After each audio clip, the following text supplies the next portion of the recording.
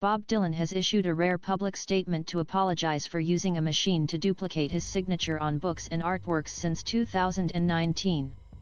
The star said he regretted making an error of judgment in allowing the works to be sold as hand-signed.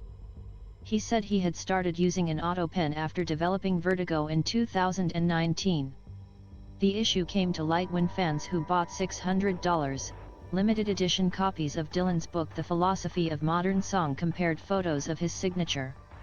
The publisher, Simon & Schuster, initially refused requests for refunds, assuring buyers that the signatures were legitimate and validated by a letter of authenticity. After continued pressure, they admitted the books contained a penned replica of the star's autograph, and offered full refunds to everyone who had bought one of the 900 hand-signed editions. The row also raised questions over Dylan's artworks, prints of which can sell for up to $15,000, $1,400. In a statement released on Friday, the singer-songwriter admitted that some of those had also been signed by machine. "I've hand-signed each and every art print over the years, and there's never been a problem," he wrote. However, in 2019 I had a bad case of vertigo and it continued into the pandemic years. It takes a crew of 5 working in close quarters with me to help enable these signing sessions, and we could not find a safe and workable way to complete what I needed to do while the virus was raging.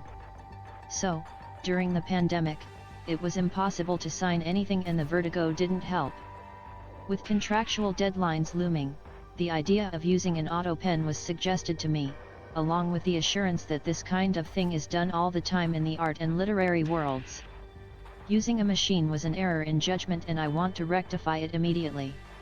I'm working with Simon & Schuster and my gallery partners to do just that.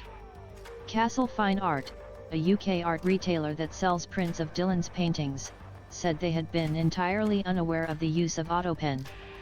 Only 2 collections, both released in 2022, were affected, it said in a statement. All other editions were individually hand-signed by Bob Dylan himself. Buyers who own a machine-signed print will be offered a full refund. However, they will be asked to exchange the current certificate of authenticity for one reflecting the autopen signature. The autopen was first patented in the USA in 1803, and allowed a machine to replicate a person's signature as they wrote. U.S. President Thomas Jefferson was an early proponent of the system, purchasing 2, one for the White House and another for his house in Monticello. The modern version does not require the signatory to be present, instead storing a digital version of their handwriting, which a robot arm can reproduce.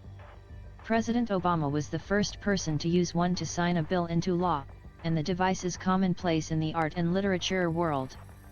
Van Morrison was recently accused of using autopen to sign CDs, although his management issued a statement denying it. Sinead O'Connor admitted to signing her memoir with the device, saying, "I was not in a position to handwrite my name 10,000 times, which is how many I was asked to sign.